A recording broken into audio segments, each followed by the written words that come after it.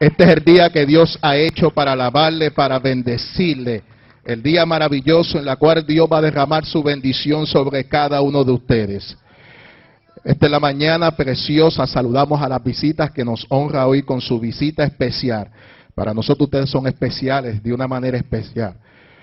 Vamos a la palabra del Señor en el libro de Lucas, capítulo 23.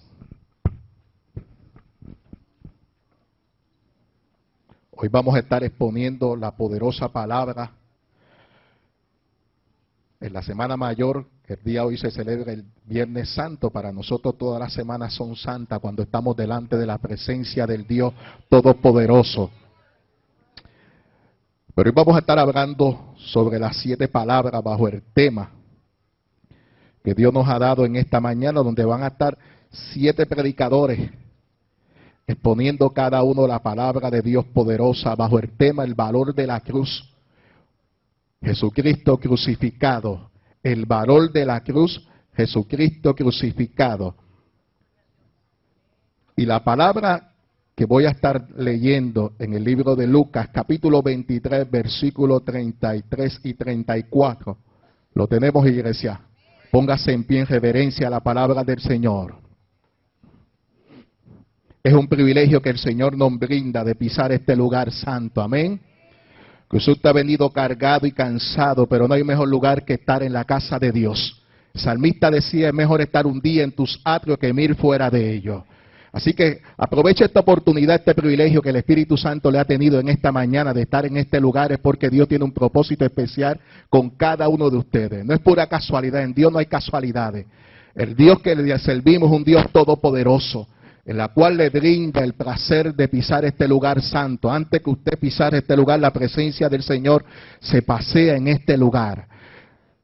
La palabra del Señor dice así: y cuando llegaron al lugar llamado de la calavera, le crucificaron allí y a los malhechores, uno a la derecha y el otro a la izquierda. Y Jesús decía, Padre, perdónalos, porque no saben lo que hacen. Y repartieron entre sí sus vestidos y echaron suerte. Padre, perdónalos, porque no saben lo que hacen. Señor amado, gracias te doy por esta palabra poderosa que tú nos has dado en esta mañana, por cada uno de tus siervos, siervas, que ha dispuesto, Señor amado, buscar tu rostro para llevar el mensaje, Señor. Pasa carbón por sus labios, Señor. Llénalo con tu poder, con nueva fuerza, con unción de lo alto. Quebranta los yugos del enemigo. Reprendemos al devorador, Señor amado. Todo aquello que no provenga de ti en esta hora lo atamos y lo echamos fuera. Y yo declaro la palabra liberación, Señor amado, para salvar, para sanar, Señor amado, para quebrantar los yugos del enemigo, Señor amado, en esta hora. Te pedimos, Señor amado, que tú te dejes sentir, Señor amado, con poder y unción, con la libertad de tu espíritu. En el nombre de Jesús yo te doy gracias, Señor. Amén, amén. Se pueden sentar.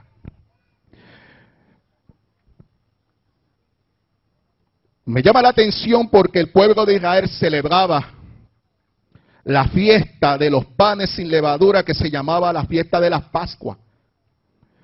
La fiesta tradicional de la Pascua empezaba con acción de gracia. Era un pueblo regocijado. Comenzaban dándole gracias al Dios Todopoderoso, en las cuales seguían con la primera copa de vino. Entonces comían un pedazo de pan y cantaban salmos al Dios Todopoderoso. Y luego seguían con la segunda copa. Y a esto seguía comer el cordero asado y el pan de beber.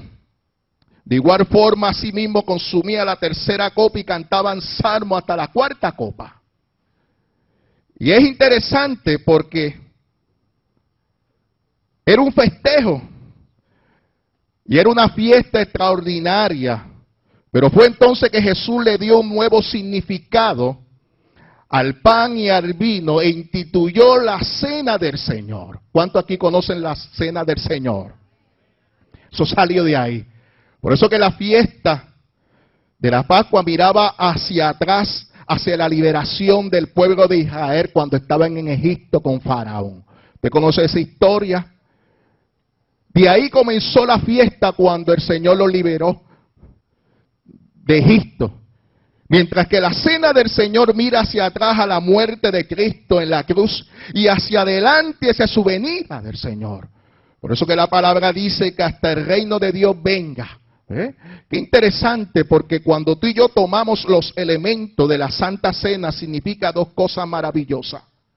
El sacrificio que el Señor hizo en la cruz del Calvario por ti y por mí, que su cuerpo fue molido, nos dio sanidad. La palabra dice que por su llaga fuimos nosotros curados. Pero es interesante porque Él derramó su sangre y esa sangre fue tan perfecta, ese sacrificio tan perfecto en la cual tú y yo nos limpió de todos nuestros pecados. Y todavía en estos momentos esa sangre tiene el poder para limpiarnos. Y esa es la grandeza de esa celebración tan maravillosa. Pero la palabra dice en Lucas capítulo 22 que a esta fiesta de los panes sin levadura, que se llamaba de la Pascua, los principales sacerdotes y los escribas buscaban cómo matarle porque tenían al pueblo. Y entró Satanás, dice la palabra en Judas, que por su nombre era Iscariote, el cual era uno de los 12. Y este fue y habló con los principales sacerdotes y con los jefes de la guardia para entregar al maestro. Así que Judas Iscariote fue un cómplice para entregar al maestro. Y es interesante porque cuando Jesús anunció en la cena que alguien de los 12 lo iba a traicionar, estaba allí en la mesa Judas.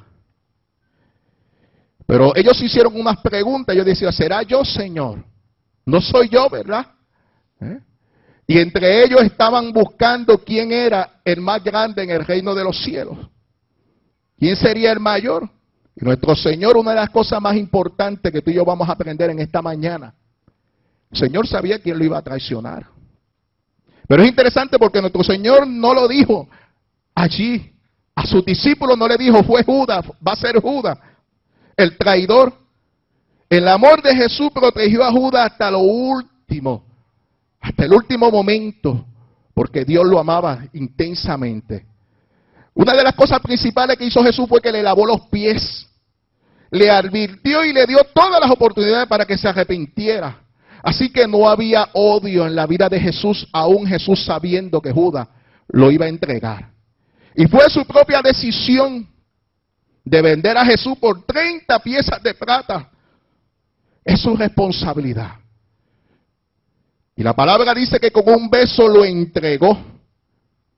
Y es interesante porque cuando se lo entregó, dice la palabra que fue entregado a Pilato. Y se lo llevaron y comenzaron a acusarle diciendo, este nos ha hallado y pervierte a la nación porque le da tributo al César. Entonces Pilato le preguntó diciendo, ¿eres tú el rey de los judíos? Y Jesús le respondió, tú dices que soy el rey. Yo para esto he nacido y para esto he venido al mundo, para dar testimonio a la verdad. Todo aquel que es de la verdad, oye mi voz. Y dijo Pilato, ¿qué es la verdad? Es una pregunta que todavía en estos tiempos sigue haciéndonos. ¿Qué es la verdad? La palabra dice, yo soy el camino, yo soy la verdad, yo soy la vida. Nadie viene al Padre si no es por mí. Así que Dios ha provisto un camino para que tú y yo pudiésemos llegar al Padre, a la presencia de Dios. Y Pilato lo acusaba y la gente lo acusaba. Y Pilato decía, pero es que no hallo causa en él. Porque una de las cosas que acostumbraban en esa fiesta de la Pascua es soltar a un delincuente. Y en cada fiesta pensaban eso. Pero a la misma vez, en esa fiesta crucificaban a alguien. Y la crucifixión que relata la palabra de Dios es tal vez la más humillante y dolorosa forma de ejecutar a una persona. Sin embargo, Jesús no ofreció resistencia, ni manifestó resentimiento en su corazón aún porque podía hacerlo, pero no lo hizo. Mira la grandeza del amor de Dios en nuestra vida. que Él fue clavado en la cruz del Calvario por amor a ti y a mí. Por eso que en el capítulo 23 de Lucas, cuando Él lo subieron, una de las cosas maravillosas que me llama la atención de este versículo, que cuando llegaron a ese lugar llamado Calavera, que en hebreo significa Górgota, le crucificaron allí y a los malhechores, uno a la derecha y otro a la izquierda. Pero Jesús, una de las cosas maravillosas que Él dijo por sus labios: Padre, perdónalos porque no saben lo que hacen. Usted puede imaginar un hombre colocado en una posición de autoridad, siendo crucificado por amor a ti y a mí, y que delante de esa cruz empiece a predicar un mensaje diferente. ¿Qué tan importante puede ser las palabras de una persona que está a punto de morir? El Señor Jesús, antes de morir en la cruz, dijo 7 frases o 7 palabras. Y es interesante porque durante su ministerio vemos a Jesús predicando en diferentes lugares. Jesús tuvo la variedad de usar púlpitos, uno de ellos en la cima de una montaña, cuando dijo la bienaventuranza. En el tope de un techo, utilizó como púlpito. En una embarcación, en un pozo, pero nunca antes en un púlpito como la cruz. Yo puedo imaginar ese hombre, que quizá la gente pensaba que odiaba por lo que le estaban haciendo injustamente. Sin embargo, él empezó a dejar el último mensaje y el más maravilloso en esa cruz, donde dijo unas palabras que cayeron profundo en el corazón de aquellas personas: Padre, perdónalos porque no saben lo que hacen.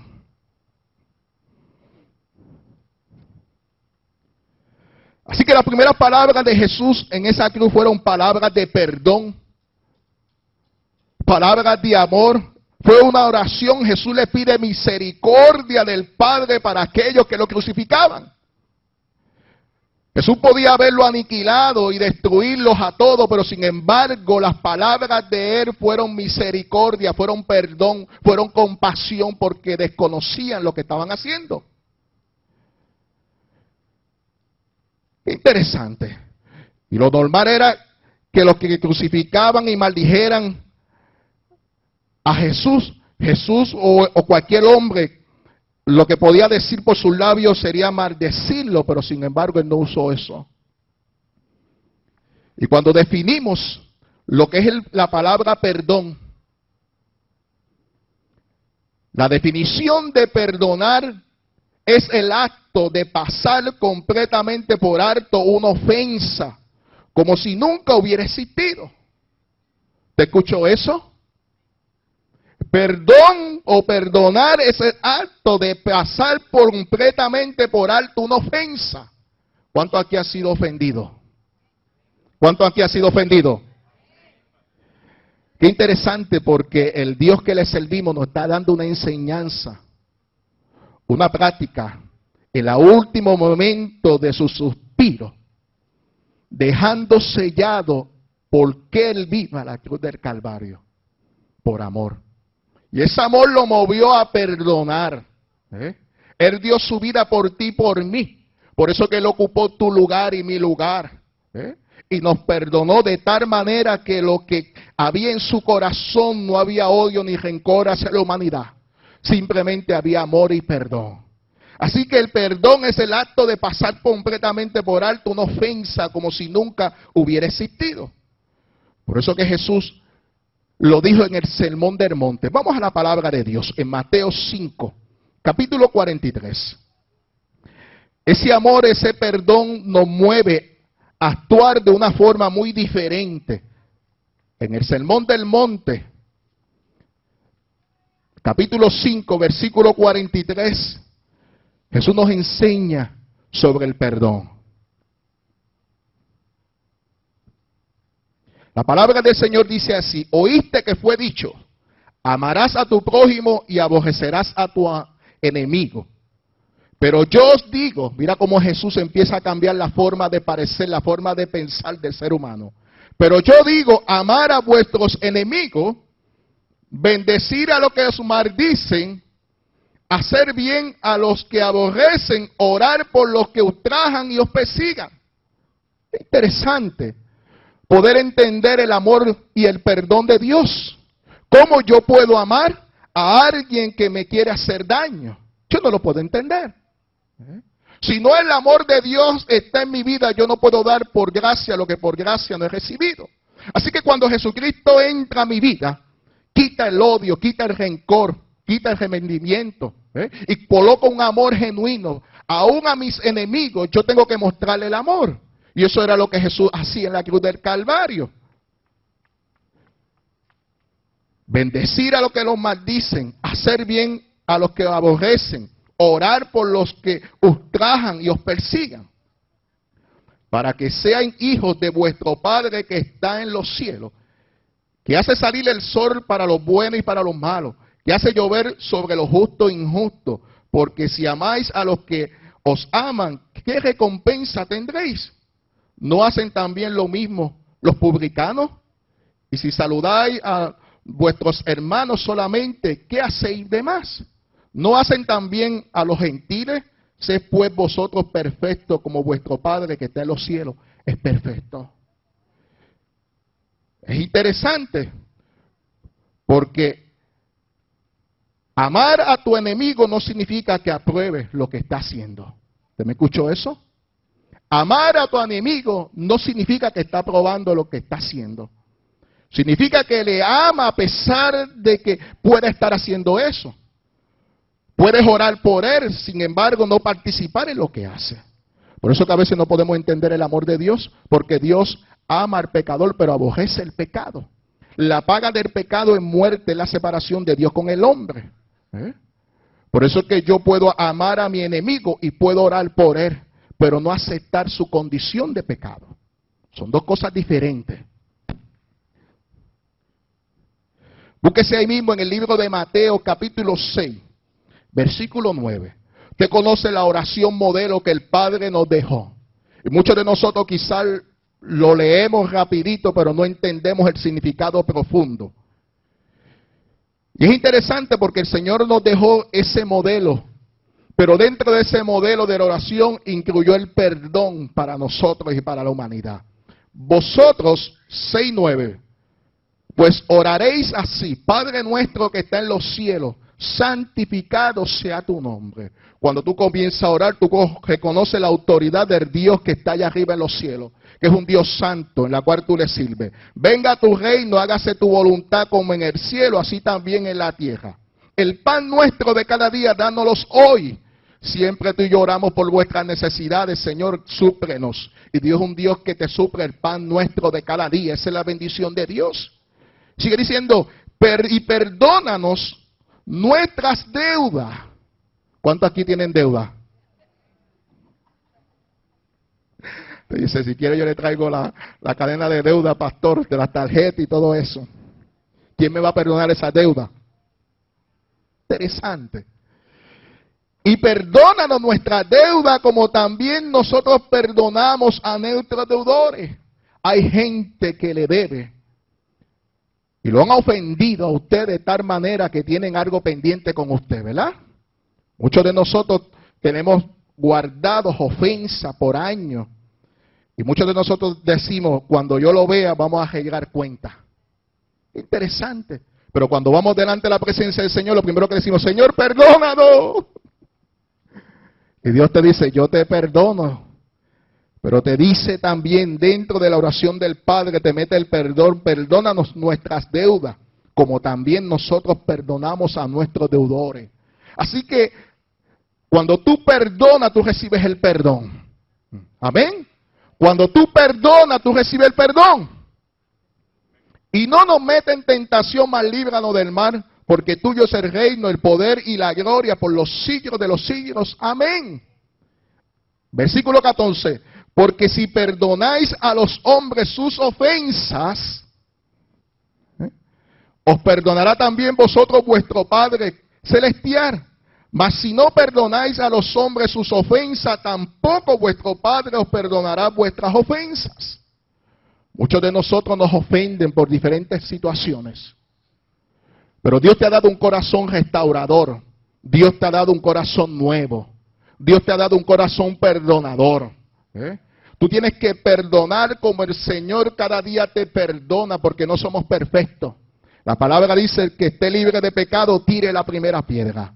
Así que nosotros como ser humano podemos cometer 20,000 fallas. Pero la grandeza del amor de Dios es que podemos ir delante de la presencia de Dios en el huerto de oración y decirle: Señor, perdóname todos mis pecados. Y la sangre de Jesucristo te limpia de todos tus pecados. No hay uno que no pueda quedar delante de la presencia del Señor limpio. Dios no tiene categorías de pecado, como el que miente, como el que roba, como el que adultera, como el que fornica, como el que mata. Son los mismos delante de la presencia de Dios. La importancia es que tú tengas un corazón contrito y humillado que te mueva a pedirle perdón delante de la presencia de Dios. Y el Dios que tú y yo le servimos es un Dios perdonador. Porque el mensaje inicial de esas 7 palabras fue: perdónalos, porque no saben lo que hace. Él sabe lo que es el perdón, porque nos perdonó. ¿Te escuchó eso? Él sabe lo que es el perdón, porque nos perdonó. O quizás tú dices: se me hace difícil, pastor, perdonar, porque no has nacido de nuevo. Tú no puedes perdonar si no tienes un corazón nuevo. Hay que nacer del espíritu y del alma. El Espíritu de Dios, cuando tú le dejas entrar, Él entra a tu corazón, donde guardamos las emociones, los sentimientos, donde guardamos el odio, el rencor. A veces se nos hace difícil hacerlo, pero tú con tu fuerza no lo puedes hacer. Por eso necesitas el Espíritu Santo, que es la tercera persona de la Trinidad. Es lo más importante que tú y yo tenemos.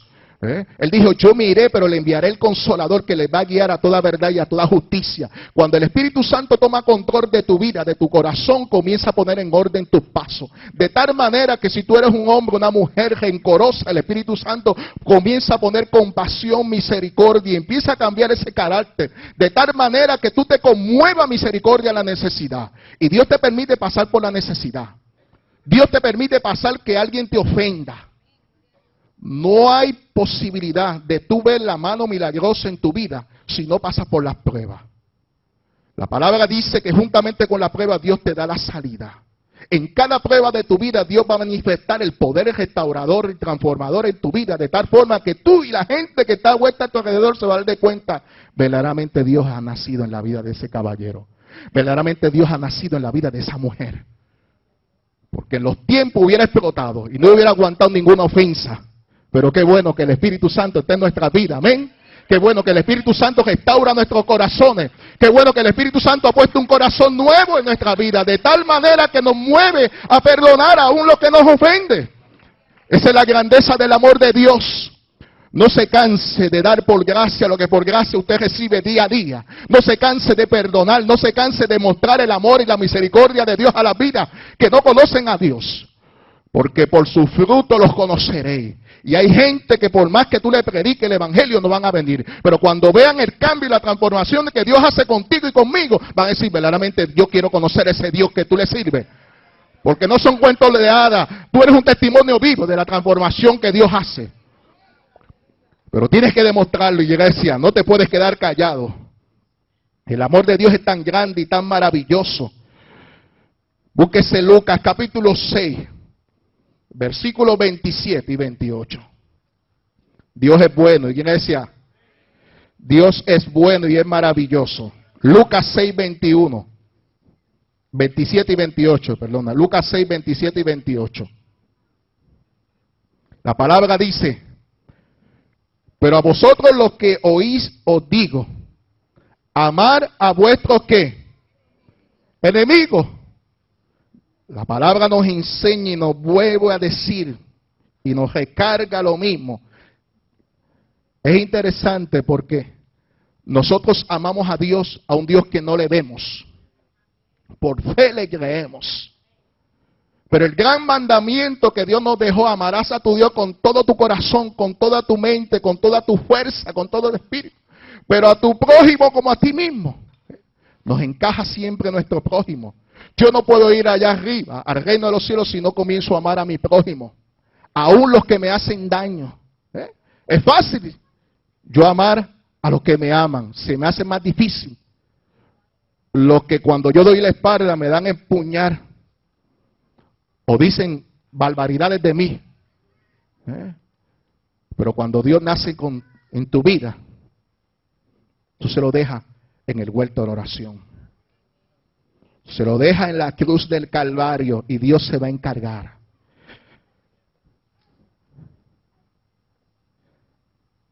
Amar a vuestros enemigos, hacer bien a los que os aborrecen, bendecir a los que os maldicen. Es interesante porque bendecir es hablar bien, es alabar.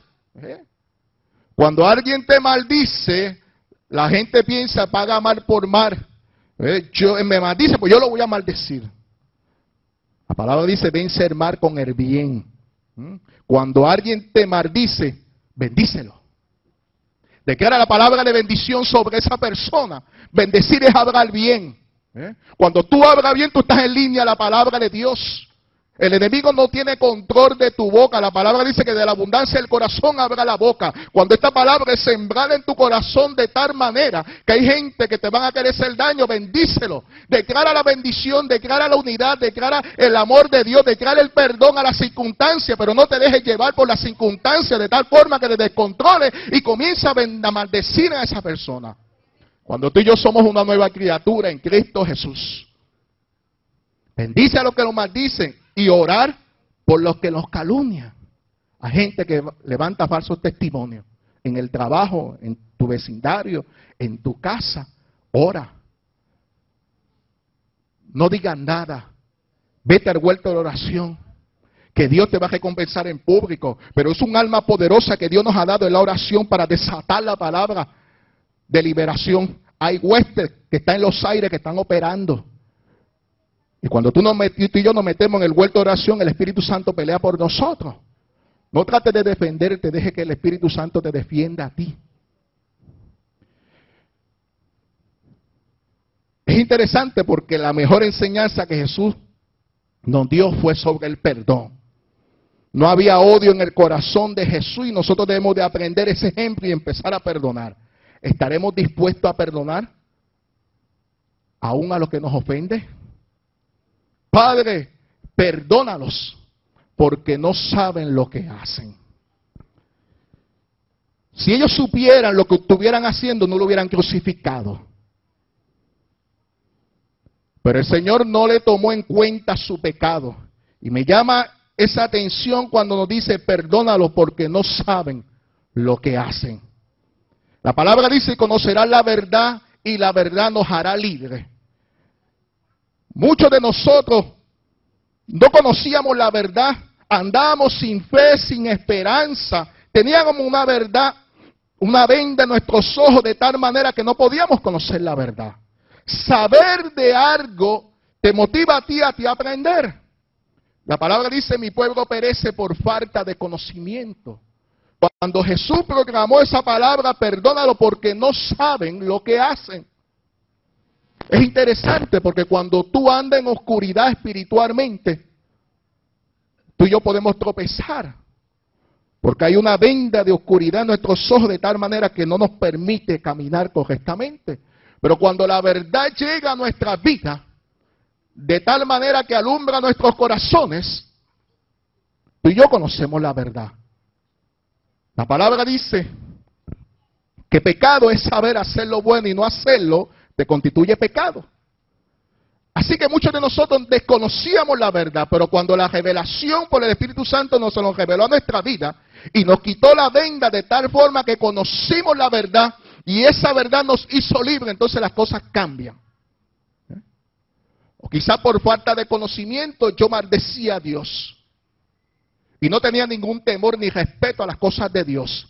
Pero cuando yo sé y tengo el conocimiento de la palabra de Dios, esa palabra es poderosa para cambiarme de tal manera que comienza a enderezar mis pasos. No puedo ser el mismo. La palabra dice que de modo que si alguno está en Cristo Jesús, nueva criatura es. Las cosas viejas pasaron y aquí todas son hechas nuevas. Así que el Espíritu Santo comienza a hacer las cosas nuevas en nuestra vida de tal manera que nos impulsa a saber, a conocer al Dios que yo le servimos, de tal manera que yo puedo hacer las cosas bien delante de la presencia de Dios.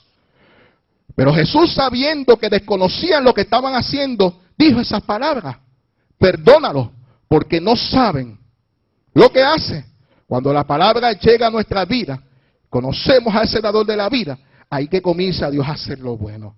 Saber lo bueno y no hacerlo te constituye pecado. El conocer te lleva a tomar decisiones sabias y enderezar tus pasos. Por eso la palabra dice: mi pueblo perece por falta de conocimiento. Y ante esas palabras, no le costó más remedio que cuando Jesús empezó a declarar el amor, empezó a declarar el perdón. Óigame, eso es poderoso. Hubo un hombre que estaba allí al lado que dijo: oye, yo quiero estar ahí donde tú vas. Y esa es la segunda palabra que le voy a hacer con nuestro hermano Daniel Maldonado. La palabra tiene poder. La palabra tiene poder. Y eso es lo que hace Dios con nuestra vida.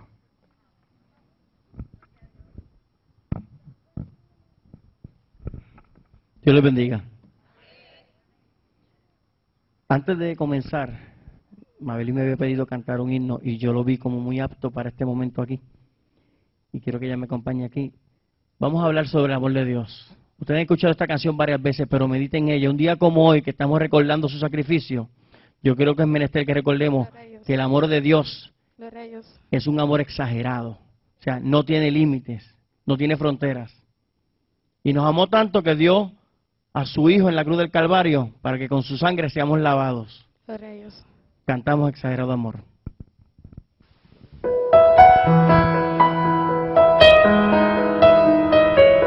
Santo de Dios.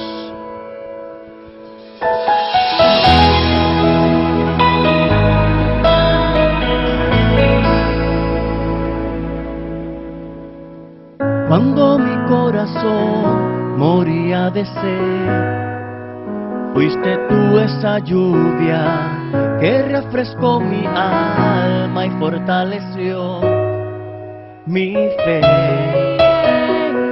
Cuando intenté huir para escapar la difícil tormenta, me diste un corazón y me invitó a creer.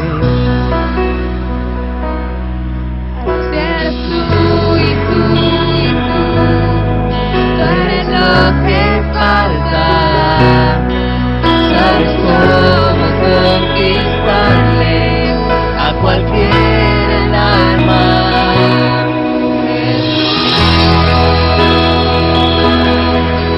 Tu belleza conquistó mi corazón. En la herida de tus manos encontré mi salvación.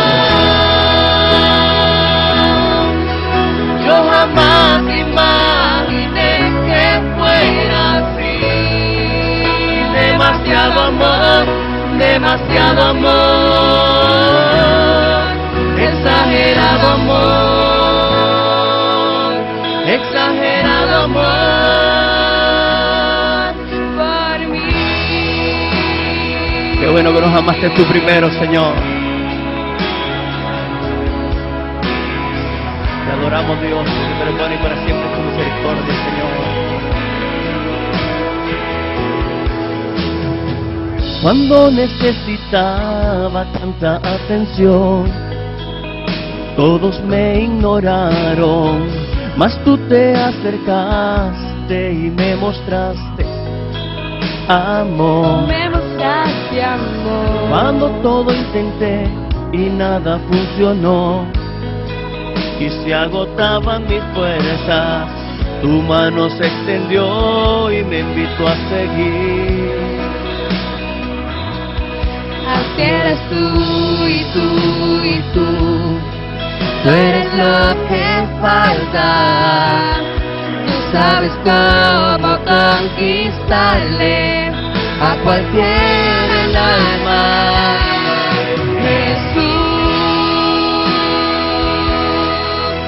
Tu belleza conquistó mi corazón. En la herida de tus manos encontré mi salvación. Yo jamás imaginé que fuera así. Demasiado amor, demasiado amor, exagerado amor, exagerado amor.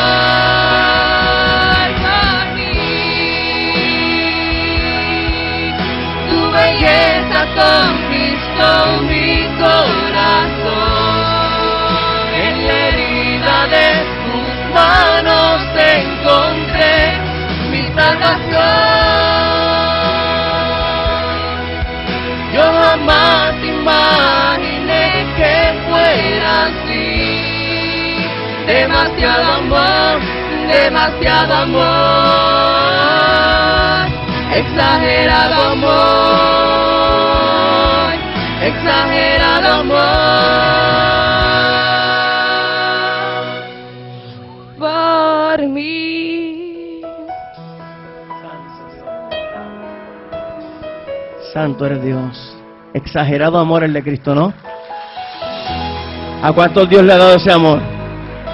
Pues entonces regalarle una alabanza al Señor si usted está agradecido de ese amor. Gloria a Dios. Le voy a pedir que estemos de nuevo de pie. Voy a ser cortito. Y busquemos Lucas 39 al 43. Gloria a Dios. Capítulo 23, versículo 39 al 43. Gloria a Dios. Te adoramos, Señor. Dice la palabra. En nombre del Padre, Hijo y Espíritu Santo. Y uno de los malhechores que estaban colgados se le injuriaba diciendo: si tú eres el Cristo, sálvate a ti mismo y a nosotros. Respondiendo el otro le reprendió diciendo: ¿ni aún temes tú a Dios estando en la misma condenación? Nosotros, a la verdad, justamente padecemos porque recibimos lo que merecieron nuestros hechos, mas este ningún mal ha hecho. Y dijo a Jesús: acuérdate de mí cuando vengas en tu reino. Entonces Jesús le dijo: de cierto te digo que hoy estarás conmigo en el paraíso.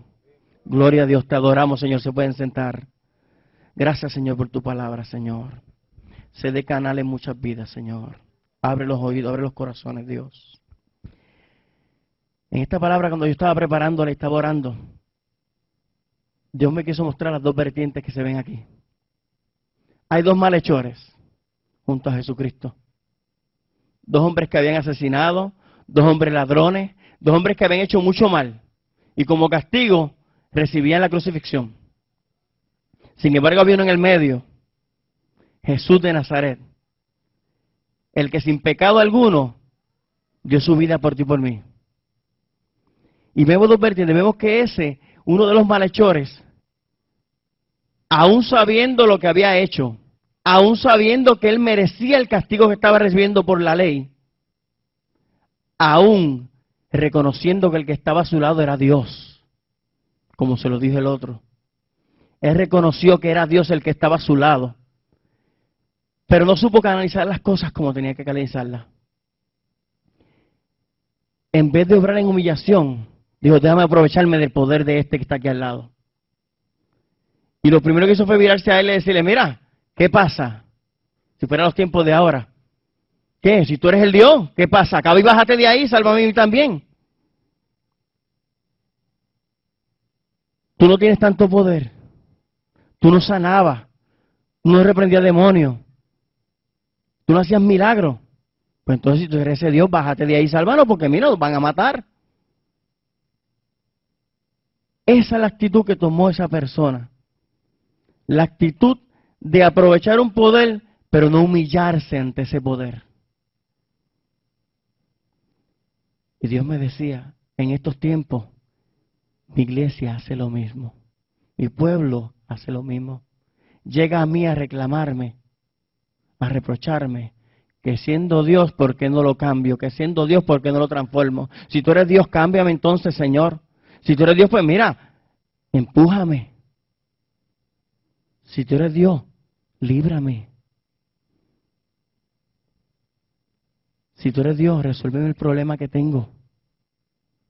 Entonces yo voy a seguir para adelante. Entonces yo me voy a meter contigo. Entonces yo me voy a acercar a ti.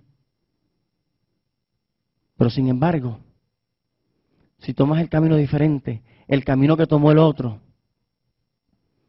que se humilló y reconoció y regañó al otro, le dijo, tú no reconoces que este es el Hijo de Dios.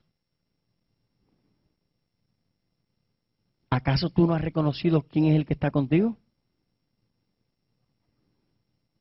Que no te manda a reprochar, no te manda a exigir, te manda a decir, métete conmigo y yo me voy a acordar de ti. Da tú el primer paso porque yo soy un caballero y yo quiero que tú te acerques a mí. Cuando yo vea tu disposición, tu humillación, y me diga, acuérdate de mí. Señor, acuérdate de mí, Señor, mira, aquí estoy. Vine a tu casa a buscar tu bendición. Vine a tu casa a adorarte. Vine a tu casa a alabarte. Entonces el Señor te va a escuchar, como escuchó a ese que dijo, acuérdate de mí cuando llegues a tu reino. Reconociendo quién era el que estaba a su lado, reconociendo el poder que emanaba de ese cuerpo, reconociendo que la sangre que se vertió allí era la única, que él habiendo sido tan malo, que ya iba a morir, no se preocupó por bajarse y salvar su vida, se preocupó por salvar su alma. Y hoy en día nos preocupamos más, y me incluyo porque yo fui así, pero qué bueno que le dije, Señor, acuérdate de mí, aquí estoy. Y nos preocupamos más por lo que tenemos que tener aquí, por solucionar los problemas aquí en la tierra. Señor, no me lleves todavía porque tengo que hacer muchas cosas aquí. Señor, ayúdame con esto. Señor, resuélveme esto. Pero mi preocupación debe ser, Señor, que mi alma, si fallezco o tú vienes, llegue al reino de los cielos contigo. Esa debe ser mi preocupación. Que cuando el Señor venga yo esté disponible, listo, aunque tenga problemas aquí en la tierra. Pero que cuando Él venga yo pueda decir, Señor, aquí estoy. Aquí voy contigo. Eso es lo que pide el Señor. Por eso, si tú te humillas ante Él, reconoces como hizo ese, que le dijo, Señor, acuérdate de mí cuando llegues a tu reino. Y Él iba a morir. Fue un pecador. Y aún en el lecho de muerte, ya cuando estaba ahí en la cruz a la ley de morir, ¿qué le dijo el Señor? ¿Lo rechazó? No, el Señor le dijo, de cierto te digo, que hoy mismo estarás conmigo en el paraíso. La misericordia de Dios, el amor exagerado de Dios como cantamos, es tan grande que no importa en qué momento llegas de tu vida, si estás enfermo, si tienes problemas, si tienes situaciones, si estás bien, si estás mal, si tu matrimonio está destruido, si tus hijos están mal, no importa, el Señor como quiera te dice, como quiera que llegues, yo estoy a tiempo, yo siempre llego a tiempo. Yo llego a tiempo. Aun cuando vayas a fallecer, yo llego a tiempo porque lo que me importa a mí es llevarme tu alma para el cielo. Esa es mi preocupación y debe ser la tuya. Yo no sé si estás entendiendo lo que Dios te quiere decir, pero es momento de adelantarte al paso a Dios y decirle, no, Señor, yo estoy aquí ya. No me tienes que llamar, ya yo llegué, ya estoy aquí. Ya yo estoy aquí, ahora yo quiero que tú te acuerdes de mi Señor. Y téngalo por seguro, que como lo ha hecho conmigo, se va a acordar de usted. Ha llegado el momento, este es el año de la bendición grande para el pueblo de Dios. Pero depende de tu sometimiento.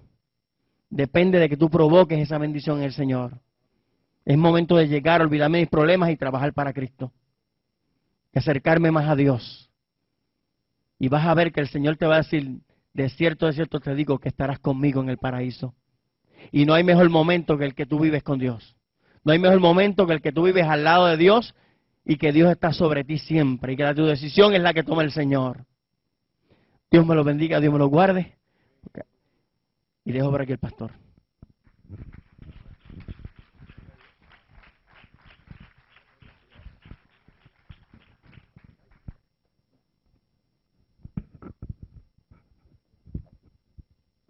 Precioso, Dios les bendiga, amado. Seguirlo de cerca, ¿qué ventaja trae? Cada uno de sus discípulos tenía cualidades diferentes, pero con todos Jesús trabajó. A todos les dio dirección. A todos les dio el tiempo necesario para que crecieran espiritualmente, pero sobre todo aprendieran lo que es el amor y el compañerismo. Seguirlo de cerca resulta más interesante. Desde lo alto de la cruz, desde el dolor, desde el olvido y traición de tantos, desde la incomprensión de tantos, Jesús tiene unas palabras cargadas de dulzura y sentido profético para su madre. La palabra en Juan 19, 25 al 27, mujer, he ahí tu hijo. Una palabra que viene con ecos de los umbrales de la historia, cuando Dios le prometió al hombre que la salvación habría de venir desde la misma cruz, de la cruz del dolor y de la esperanza. El Señor ilumina la identidad de la madre, aquella mujer de quien dependió el ingreso en la historia para la salvación. Y luego mira al apóstol fiel por excelencia y le dice, he ahí tu madre. La historia que pone como punto interesante, y a mí me llamó tanto la atención eso, el que Juan y María estuvieran junto a la cruz.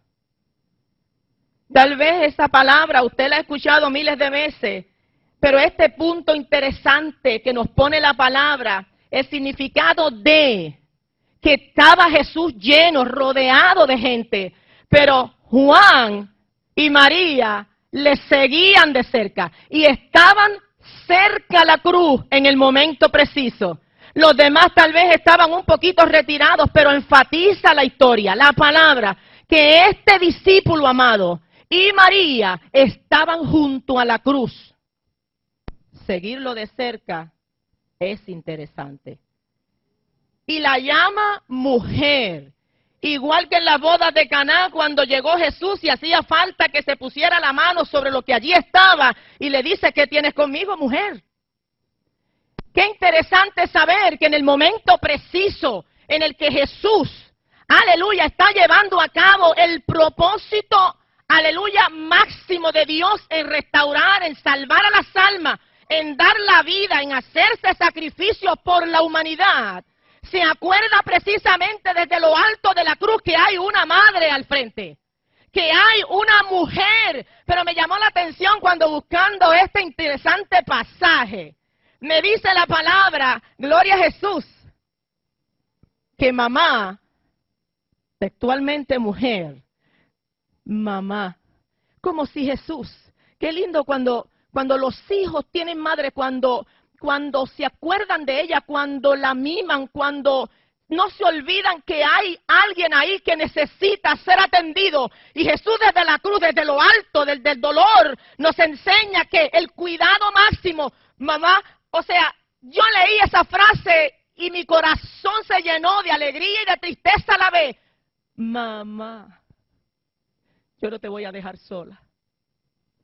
Tú no vas a estar desamparada. Madre, yo no te dejo. ¡Qué lindo! Jesús desde la cruz señala a esta mujer y la menciona mujer. Pero si pudiéramos utilizar en vez de mujer ese nombre nada más, mamá. Yo no quiero que estés triste, yo no quiero que te preocupes. E igual manera mira al discípulo amado. Porque mientras decíamos al principio que Jesús con cada uno de ellos tuvo algo especial, que Jesús con cada uno de ellos se interesó por llevar a cabo una misión, porque cada uno de ellos tenía cualidades diferentes, caracteres diferentes, pero alguno de ellos, el que estaba cerca a la cruz, el que lo siguió de cerca, le dice, ahí tu madre. ¿Qué podemos entender en base a esto, amado? El Señor, cuidadosamente, desde la cruz del dolor, como cuando Juan estaba en la última cena con él, cuando Jesús ve que entre todos están pensando, ¿qué será? ¿Qué pasará? ¿Quién será? Pero Juan estaba recostado del pecho del Maestro. Pero Juan estaba allí en un momento en el que tal vez él no entendía, pero su corazón le decía, algo va a pasar, pero yo no quiero despegarme de aquel que ha hecho por mí, que me ha dado, que me ha sacado a la luz. ¡Qué lindo! De igual manera, tuvo con él ese cuidado. Jesús sabía que no había un lugar más apropiado. Ese apóstol nos representa a todos, junto a la cruz y hasta el final. Jesús le deja igual que a todos nosotros la encomienda de unidad. Dice la palabra que desde aquel momento Juan la tuvo en su casa, junto a sus padres que ya también eran viejos, Zebedeo y Salomé. Los padres de Juan, el discípulo como hijo, como hermano, como compañero, aprendió en 3 años lo que era amor, fidelidad y respeto y sobre todo obediencia. Y ahora desde lo alto de la cruz lo recibe para ponerlo en práctica. No murió sin antes buscar solución. No murió sin antes entregar las normas de aquella petición. Le dio prioridad al amor hasta el final en la cruz. Su gran interés por las relaciones humanas. ¿Qué podemos aprender de esta palabra? Ama incondicionalmente. Busca a los que pertenecen al cuerpo y preocúpate por los que no están. Nunca te alejes demasiado. A Jesús se le sigue de cerca. Junto a la cruz hay esperanza porque no todo está perdido. Desde lo alto de la cruz Él pensó en ti. Desde lo alto de la cruz te miró. Desde lo alto de la cruz, en medio del dolor y el desaliento, en medio de la negación, desde esa altura en la cruz, en el monte Calvario, Él te señaló y te dijo, no estarás solo. Mujer, he ahí tu hijo. Mamá, no me has perdido, has ganado otro hijo más. Hijo, he ahí tu madre.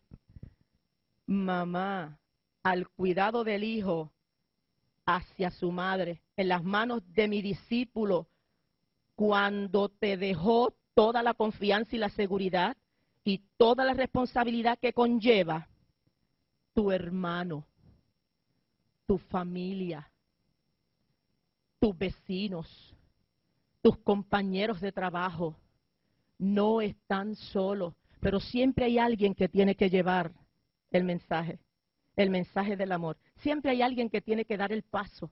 Y entre 12 discípulos, uno tuvo la encomienda. ¿De qué? De unificar la familia. De aquellos que no creían en Jesucristo a través de María, al cuidado de Juan, unificar, llevar amor. Así que, amados, todo porque lo seguían de cerca. Y ese amor que nos ha dado el Señor es tan maravilloso que puede romper cualquier barrera existente entre tú y los que te rodean. Amén. Dejo a nuestra hermana Mirna con nosotros.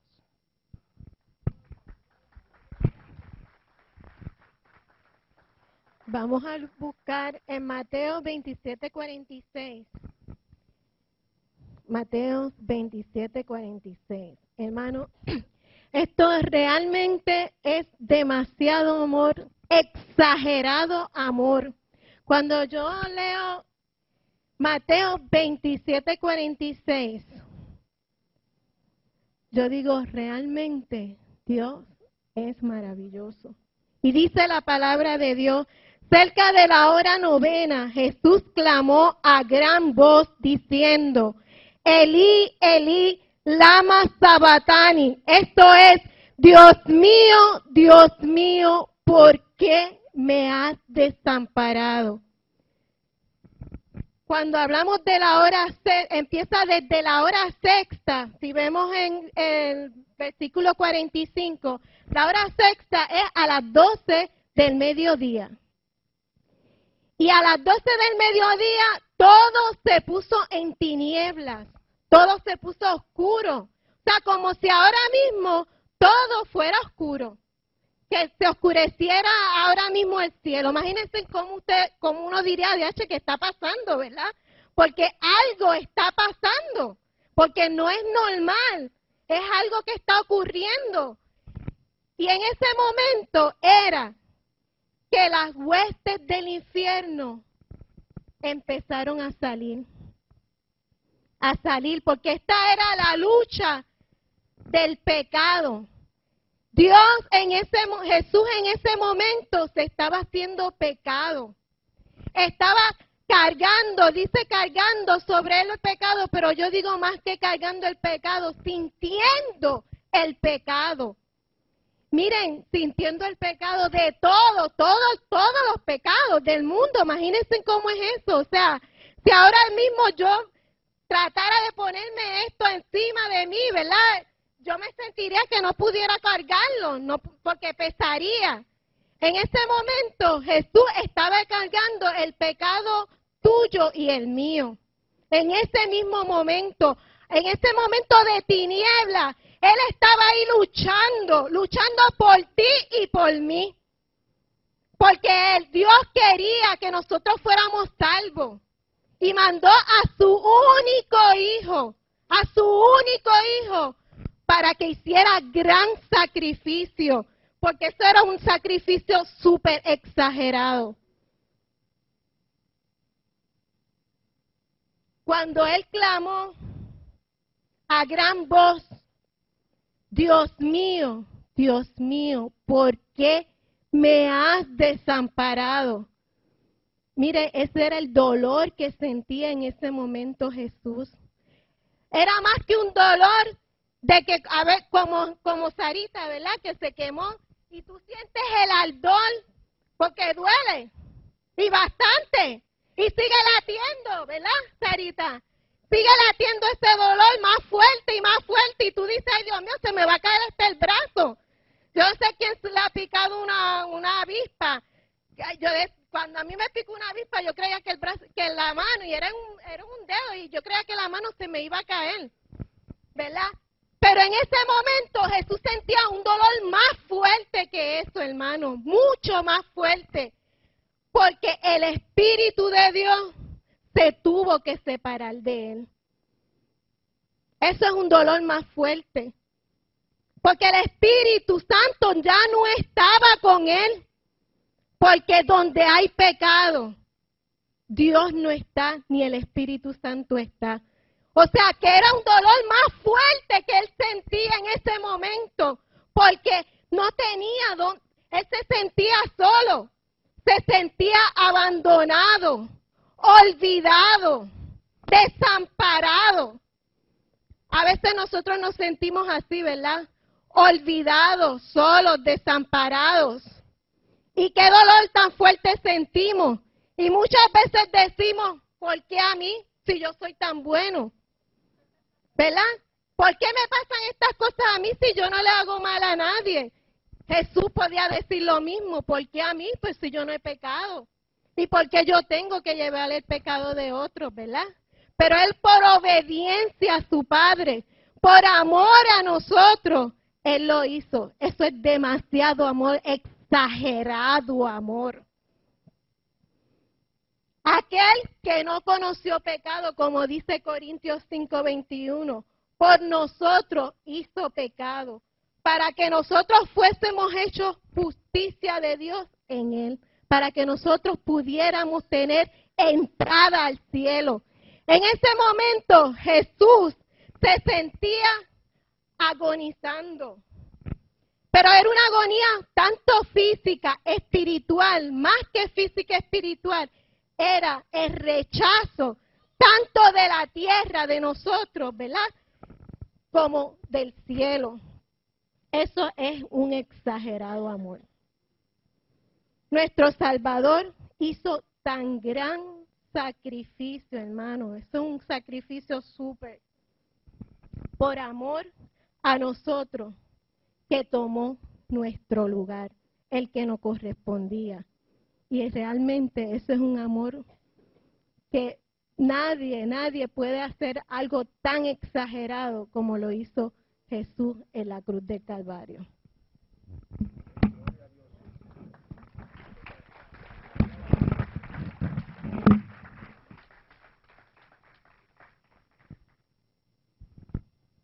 Gloria a Dios. Me toca la quinta palabra. Entre todas las palabras que dijo el Señor, dijo, tengo sed. Dice Juan 19:28. Después de esto, sabiendo Jesús que todo había ya consumado, para que se cumplieran las Escrituras, dijo, tengo sed. Es irónico que el maestro, el que le había dicho a la samaritana que si bebía de su agua jamás tendría sed, En esa hora estaba diciendo, yo tengo sed. Wow. 3 años atrás predicaba de que Él era el manantial de agua. Y hoy clamaba, tengo sed. Si vemos la historia, el sacrificio de la cruz era la peor tortura que pudiera haber recibido un ser humano. Se deshidrataban, se pegaba la lengua al paladar, casi no se podía hablar. Pero Jesús ya había empezado desde antes a transfigurar y a secarse. En el monte del Olivo, dice Lucas, y estando en agonía, oraba más intensamente y era su sudor como grandes gotas de sangre que caían hasta la tierra. O sea que un día hacia atrás ya el Jesús había empezado a botar su líquido. No solo en la cruz, gotas de sudor caían como sangre en la tierra. Llegaron los romanos, lo flagelaron. No fue un flagelo cualquiera, le hicieron una masa de carne. Nosotros nos cortamos un chispito y casi queremos morir. Salimos corriendo porque nos desangramos, nos transfunden si botamos un poquito de sangre. Y el Señor se estaba desangrando literalmente. Pero no podía olvidar el detalle que dice la palabra, que Él dijo, tengo sed para que se cumplieran las Escrituras. O sea que ya Jesús sabía que eso iba a ocurrir. Y para que se cumpliera tenía que decirlo a viva voz. Dice el Salmo 22:15, como un tiesto se ha secado mi vigor, y la lengua se me pega al paladar, y se me ha puesto en polvo de la muerte. Más adelante en el Salmo 69, 20-21 dice, el escarnio ha quebrantado mi corazón y estoy acongojado. Esperé quien se compadeciese de mí y no lo hubo. Y consoladores y ninguno hallé. Me pusieron además hier por comida y en mi sed me dieron a beber vinagre. O sea que ya Jesús sabía para lo que venía. No le era extraño toda la tortura que iba a pasar. Porque si alguien conocía las Escrituras era el Señor. Es de valientes saber que si te metes ahí te van a pisotear, te van a torturar, te van a lastimar y aún tú te metes. Solamente Jesús. La madre a lo mejor lo podríamos hacer por un hijo, ¿verdad? Podemos ver el fuego y sin pensarlo vamos tras, aunque nos quememos, a ir a salvarlo. Por eso dicen que el amor de Jesús se asemeja al de la madre. Pero el Señor ya sabía que venía preparándose para algo que nadie podía hacer, solo Él. Un amor incondicional. Dice que la palabra que Jesús tenía sed de que todos recibieran la vida abundante que le iba a dar. Primero hablamos de una fe física, ahora una sed espiritual. El Señor quería saciar la sed de cada uno de nosotros. La sed que si Él no hubiese estado allí, nunca hubiese sido saciada. El diablo le hubiese ganado la batalla al Señor. La sed de manifiesta a su Padre de que creyéramos en su amor, de que viviéramos una profunda relación con el Señor. El Señor tenía sed en aquel momento, sed de perdonar los pecados de la humanidad, de sanar tu enfermedad, más que de una religión, de una relación con Él. Jesús había tomado la fiel decisión de salvarnos, redimirnos.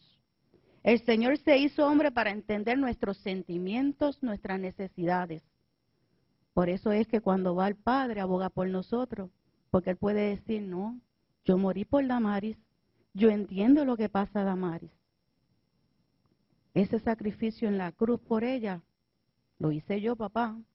Tienes que perdonarla, porque yo sé lo difícil que es la prueba que está pasando, porque yo bajé y me hice humano, y sé lo difícil que es ser humano. Tengo sed, dice el Señor. Si viniera el Señor hoy, ¿tendría sed el Maestro? Si mirara a la humanidad, ¿tendría sed? Y si mirara alrededor nuestro, ¿tendría sed el Señor? Y si nos mirara adentro, ¿todavía tendría sed el Señor? Hoy el Señor tiene sed aún. Tiene sed de una relación contigo. No que vengas a la iglesia, sino que lo conozcas más. Aún el Señor tiene sed de que tú le dediques más tiempo, de que yo le dedique más tiempo. Señor, grita de sed. Es que quiero bendecirte.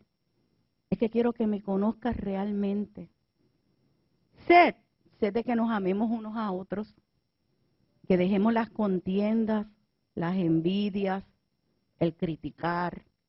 El Señor tiene sed de que ese segundo mandamiento, amar a tu prójimo como a ti mismo, se convierta en una realidad hoy, cuando hay tanta guerra, cuando hay tanto desprecio hasta por los de nosotros mismos. Y no tiene remedio, ni lo lleves para casa que me abochorno andar con él. ¿Qué sed tiene el Señor? Sed de que nos ayudemos al más frágil sin tener que buscar méritos. No te voy a ayudar para salir en la prensa, como la reina por un día porque tengo un hogar. Eso es bueno, que levantemos, pero el Señor tiene fe que lo haga genuinamente, sin protagonismos. Sed tiene el Señor de ser el único protagonista en estos tiempos. No pastores, evangelistas, predicadores, maestros y salmistas que van tras las glorias personales y de ver cómo Dios me utiliza a mí, cómo yo predico, cómo yo canto. ¡Wow! ¡Qué clase más maravillosa yo! El Señor tiene sed de que tú digas, Él. Él es el que se merece toda la gloria y toda la honra, porque aún el mejor de nosotros no se puede parar al lado de nuestro Maestro. Sed de que ayudes al más frágil, al menos válido, sin tener que anunciarlo. Sed de tu fe, que entiendas que Él tiene el control de tu vida, que ya pagó el precio por ti y por mí, y que se mueve en misericordia a favor tuyo. La fe sin acción es muerta, dice la palabra que es nula. Dios quiere de tu fe para poder bendecirte. Por eso tiene una sed increíble de que te pares en fe y no que creas en Él, sino que le creas a Él. El Señor tiene sed de que no lleves una doble vida, una cosa dentro de sus atrios y otra cosa fuera de ellos. Que no seas un cristiano de la secreta. Seamos cristianos 24 horas, que se nos note, no importando lo que el mundo diga allá afuera. No que estoy aquí alabando a Cristo y allá estoy en el pub con una cerveza porque es lo que hacen mis amigos. No es que estoy aquí alabando a Cristo y en mi casa doy un bofetón a la esposa porque no hace lo que digo. O maltrato a mis hijos. Y después quiero venir aquí y representar el mejor cristiano que soy. Probablemente a nosotros nos podrás engañar, pero a Jesús no. Y Dios tiene sed de eso. Tiene sed de cristianos íntegros.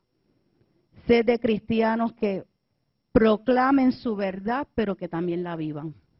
No solo que la prediquemos, sino que la vivamos. Que cuando me pare aquí diga, wow, eso que dice mami es verdad porque en casa es así. Eso que dice mi esposo es cierto porque en mi casa me cuida así. El Señor tiene sed de que dejes tu familia, tus hijos, sin que trates de ayudarlos. Entrégaselos a las manos a Él y Él va a hacer. ¿Cuántas veces oramos y después nos llevamos el problema para atrás? Si le estás pidiendo a Dios que tu esposo se convierta, déjaselo a Él. Tú oras, tú ámalo, que el Señor va a hacer su parte. El Señor está cansado que tú quieras hacer la parte de Él. El Señor tiene sed de que tú lo dejes trabajar y que lo dejes obrar. Sed de que te involucres en las cosas de Él cuando te pidan algo. O no pongas excusas que solamente te satisfacen a ti. Es que yo no lo sé hacer. Yo lo digo mucho, ¿verdad, pastor? Es que yo no predico. Hay algo que sí yo siempre he dicho que nunca voy a hacer y es cantar. Pero aparte de eso, usted no sabe qué talento usted tiene. Usted no sabe qué don usted tiene si usted no se para en la brecha y le dice al Señor, mira, yo estoy aquí. No lo sé hacer, pero tú me enseñas, Señor. No lo sé hacer, pero voy a buscar una hermana que lo sabe hacer para que me diga cómo hacerlo. El Señor quiere que te involucres en su obra. ¿Para qué? Para que no critiques a los que pocos que la hacen. Que mucho criticamos cuando lo hacemos los otros, pero no nos metemos en el redil y en el arado a trabajar la tierra. El Señor tiene sed de gente que se pare allá afuera a trabajar su obra. No solamente los atrios para vernos bonitos, es llevar palabra a las cárceles como Ricardo. Es pararnos a darle comida al drogadicto. Ay, que lo quiere para droga, pues tú vas y le compras la comida. Eso es trabajar para la obra del Señor. Es que cuando hay una familia en crisis y tú lo sabes y tú puedes aportar algo, que no sea criticar, tú vayas y le digas, mira, aquí yo estoy. No es mucho lo que tengo, pero lo que tengo comparto contigo. Es que cuando te llamen a las 12 de la noche gritando, tú digas, no, espérate, vamos a orar. Me levanto y oro contigo. Y te llevo en mis rodillas hasta que tu problema sea solucionado. Pero también el Señor tiene sed de bendecirte, de liberarte, de levantarte, de restaurarte, sanarte y limpiarte. Tiene sed de que te vuelvas y mires a Él. De que entiendas que el eje de tu vida es Él, no los hijos, no el esposo, no la esposa. Y sobre todo tienes sed de venir y buscar su iglesia. El Señor tiene sed de su pueblo, el cual pronto viene a buscar para poder celebrar las bodas del Cordero y nunca más volver a escuchar, tengo sed.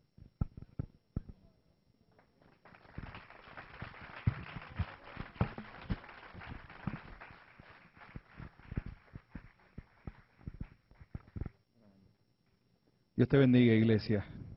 En esta mañana damos gloria y honra al dador de la vida, al Maestro, gloria a Jesús. En esta mañana voy a hablarte unos minutos y le invito a que busque conmigo en el Evangelio de Juan, capítulo 19, versículo 30.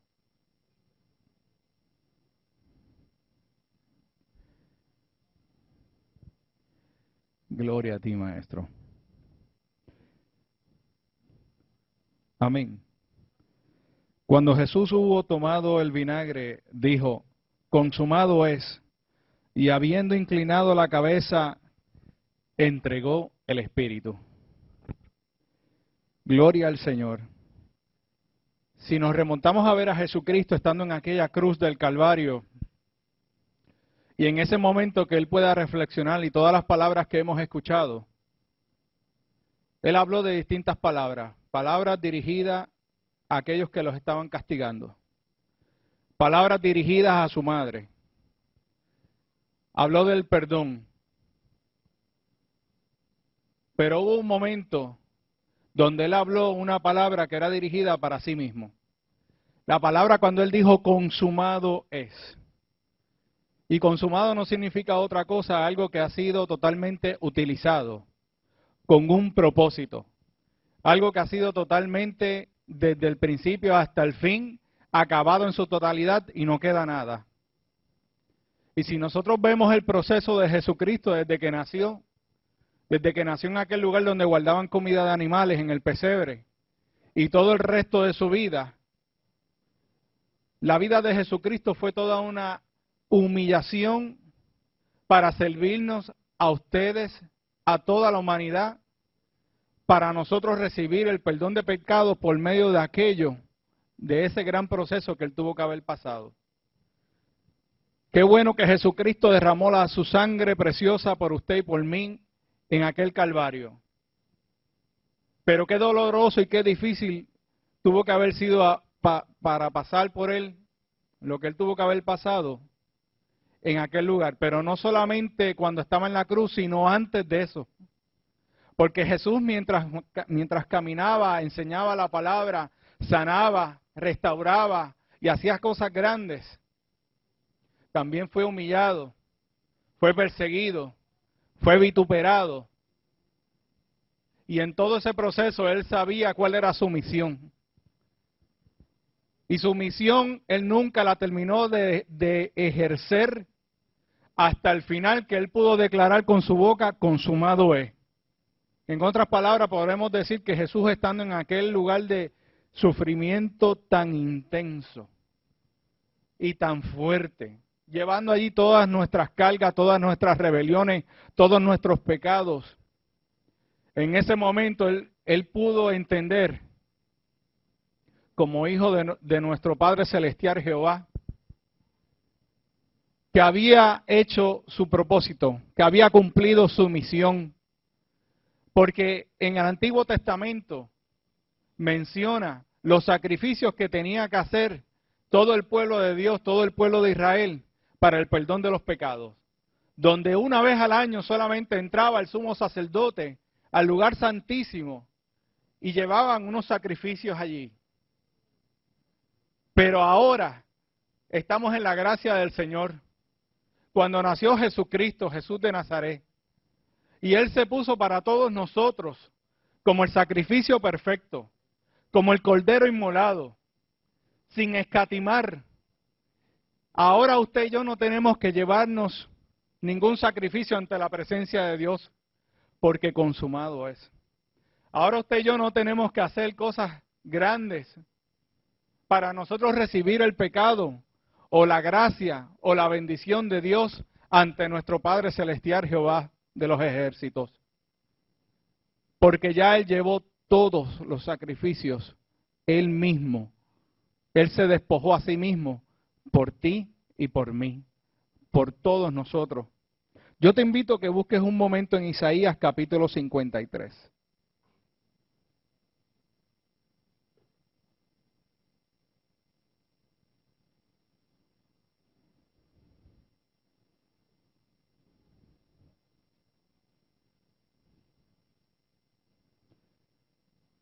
Gloria a Jesús. En el capítulo 53 de Isaías, dice así la palabra del Señor. ¿Quién ha creído a nuestro anuncio y sobre quién se ha manifestado el brazo de Jehová? Subirá cual renuevo delante de él y como raíz de tierra seca, no hay parecer en él ni hermosura. Le veremos, mas sin atractivo para que le deseemos. Despreciado y desechado entre los hombres, varón de dolores, experimentado en quebranto, y como que escondimos de él el rostro, fue menospreciado y no lo estimamos. Ciertamente llevó él nuestras enfermedades y sufrió nuestros dolores, y nosotros le tuvimos por azotado, por herido de Dios y abatido. Mas él herido fue por nuestras rebeliones, molido por nuestros pecados. El castigo de nuestra paz fue sobre él, y por su llaga fuimos nosotros curados. Todos nosotros nos descarriamos como ovejas, cada cual se apartó por su camino, mas Jehová cargó en él el pecado de todos nosotros. Angustiado él y afligido, no abrió su boca. Como cordero fue llevado al matadero, y como oveja delante de sus trasquiladores. Enmudeció y no abrió su boca. Por cárcel y por juicio fue quitado, y su generación, ¿quién la contará? Porque fue cortado de la tierra de los vivientes, y por la rebelión de mi pueblo fue herido. Y se dispuso con los impíos su sepultura, mas con los ricos fue en su muerte. Aunque nunca hizo maldad, ni hubo engaño en su boca. Con todo eso, Jehová quiso quebrantarlo, sujetándolo a padecimiento. Cuando haya puesto su vida en expiación por el pecado, verá linaje, vivirá por largos días, y la voluntad de Jehová será en su mano prosperada. Verá el fruto de la aflicción de su alma, y quedará satisfecho. Por su conocimiento justificará mi siervo justo a muchos y llevará las iniquidades de ellos. Por tanto yo le daré parte, con los grandes y con los fuertes repartirá despojos, por cuanto derramó su vida hasta la muerte y fue contado con los pecadores, habiendo él llevado el pecado de muchos y orado por los transgresores. Yo quiero decirle que en esta Semana Santa, que hoy, Viernes Santo, que conmemoramos y reflexionamos en la vida, en la pasión de Jesucristo, cómo fue crucificado, pero quiero decirte que Él resucitó al tercer día. Todo lo que Él pasó, lo hizo por ti y por mí, por el amor más grande, porque de tal manera amó Dios al mundo, que ha dado a su Hijo unigénito, para que todo aquel que en Él crea no se pierda, mas tenga vida eterna. Pero quiero decirte que no dice que no es para que todo aquel que Él crea, tenga que hacer un sacrificio. Es solamente que creas en el sacrificio de Jesucristo, el dador de la vida, el que está hoy coronado, que está sentado a la diestra de Dios Padre. Y en ese momento, en su peor dolor, Él pudo reconocer y tener la satisfacción y la tranquilidad de: consumado es. Mi perdón por mi pueblo. Mi perdón por mi pueblo, que a través de mí tienen acceso al Padre. Porque Él es el camino, la verdad y la vida, y nadie va al Padre si no es a través de Él. Podrán decir en muchas cosas, prensa, radio, televisión, que estarán anunciando tantas y tantas cosas que están pasando en el mundo. Pero te tengo noticias. Cuando abundó el pecado, sobreabundó la gracia de Dios. Porque por Él, todos nosotros ahora estamos en la gracia. Hoy yo necesito recibir gracia y perdón de Dios, porque no soy perfecto. Él es el único perfecto. Usted también necesita recibir la gracia y el perdón de Dios, no solamente en la conmemoración de Semana Santa y Viernes Santo, sino todos los días. Tenemos que recordarlo y decir: gracias, Señor, por lo que hiciste. Gracias, Señor, por lo que tienes preparado para mí. Gracias, Señor, por tu sangre preciosa que me cubrió y me alcanzó. Gracias, Señor, porque hoy reconozco que tú eres el dador de la vida. Y si no fueras por ti, hoy no tuviera hoy una vida como la que estoy teniendo. Una vida donde tú estás cambiando mi lamento en baile. Una vida donde tú estás poniendo en gozo. Donde tú estás poniendo mis pies en el camino correcto. Gracias, Señor, por haber puesto en aquella cruz y haber cargado allí en tu cuerpo los clavos que te puse con mis rebeliones. Gracias, qué lindo es Jesús.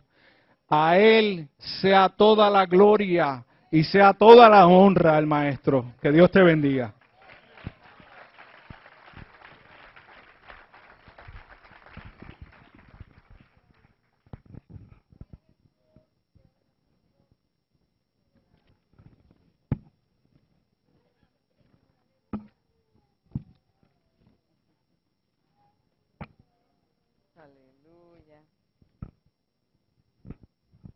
Gloria a Dios.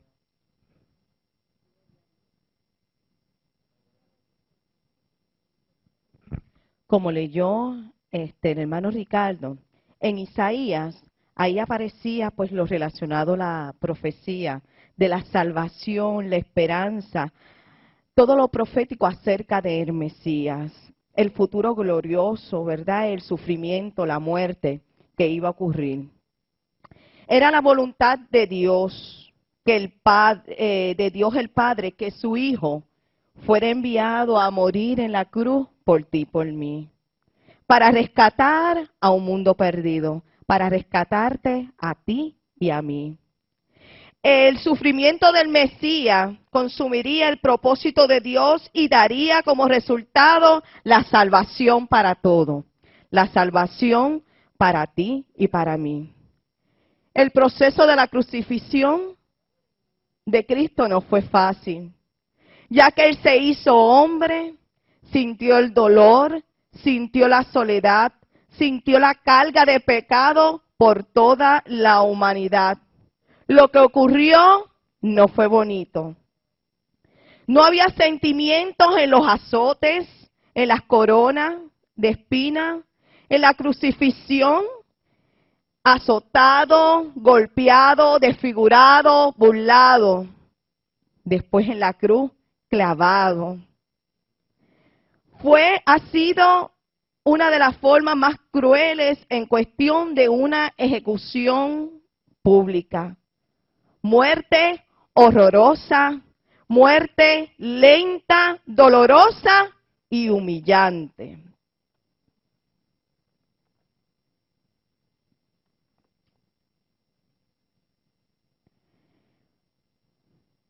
En Lucas 23, 46.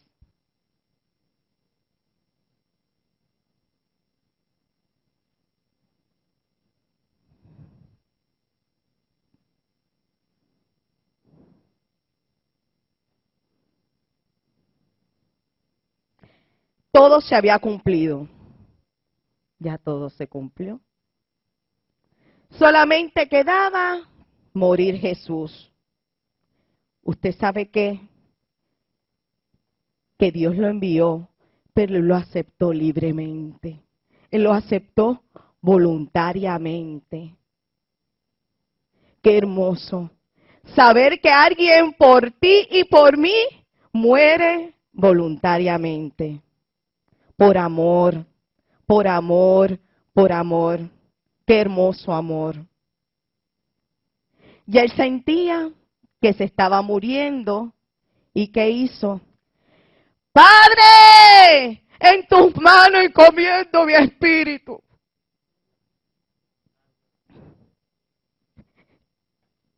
Eso yo me imagino que eso no fue, porque el dolor era tan grande que eso no se podía comparar, porque él se convirtió en hombre, hermano.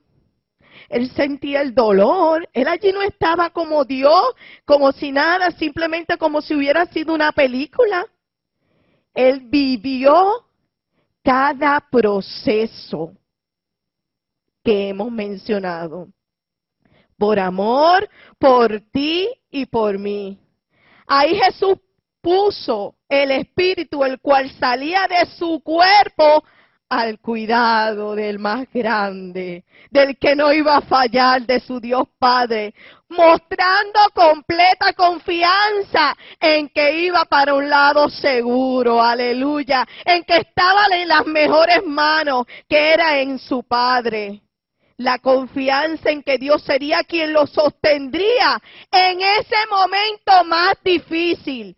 Se cumplió todo, pero como voy a morir, mira, Señor, sosténme en este momento más difícil.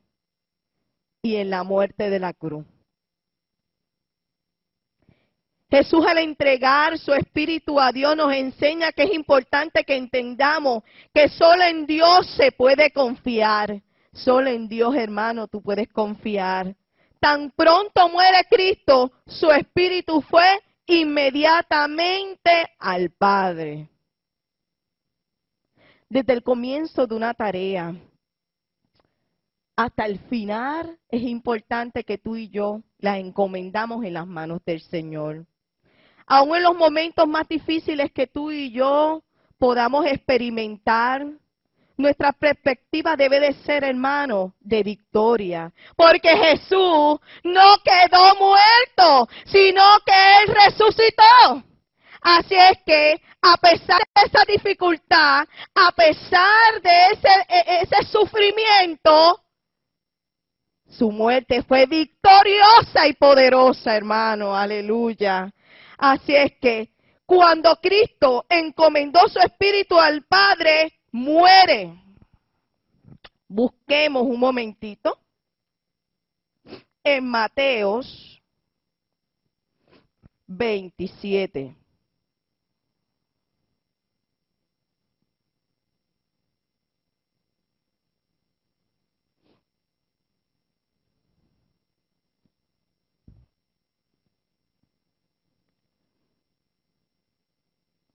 Él murió y resucitó. Aleluya.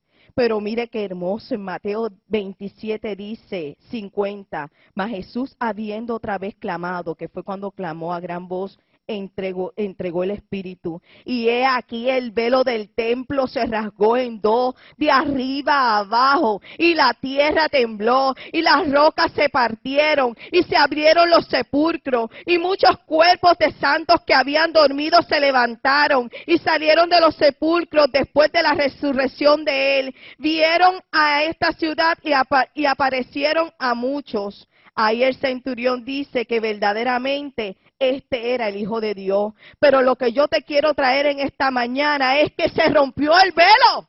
¿Y qué es eso? Pues mire, déjeme decirle, el velo, Dios dio a Moisés unas instrucciones para construir un tabernáculo en el desierto. Sería el lugar simbólico, ese era el lugar simbólico en donde moraba Dios con el pueblo. Tenía, ¿verdad?, la comunicación. En este tabernáculo, en el centro del campo israelita, habían dos cuartos. Uno llamado el lugar santo, que separado por una cortina o velo del lugar santísimo, también llamado el lugar más santo. El velo que colgaba como cortina estaba allí para mantener a los pecadores fuera del lugar santísimo. El lugar santísimo simbolizaba la separación del hombre pecador de la presencia santa de Jehová. La única manera que el hombre pecador podía acercarse a Dios era por medio de la sangre santo. Y el único individuo que tenía permiso de Dios para entrar en el lugar santísimo era el sumo sacerdote. Y él podía entrar detrás del velo solamente el día de la expiación de la sangre con los sacrificios. Pero entonces, ¿qué es lo que ocurre? ¿Qué significado tiene este velo entonces rasgado? Pues mira, ahora significa que por el sacrificio de Jesús, por el derramamiento de su vida, de su sangre, dio la expiación suficiente por los pecados de nosotros, y ahora yo tengo lugar, yo tengo acceso, el acceso fue abierto para yo poder tener una comunicación directa con Dios. Así es que eso es una bendición, eso fue una gran victoria. Así es que además de perdonarnos los pecados, darnos salvación, tenemos acceso directamente a Dios y además de eso nos da vida eterna.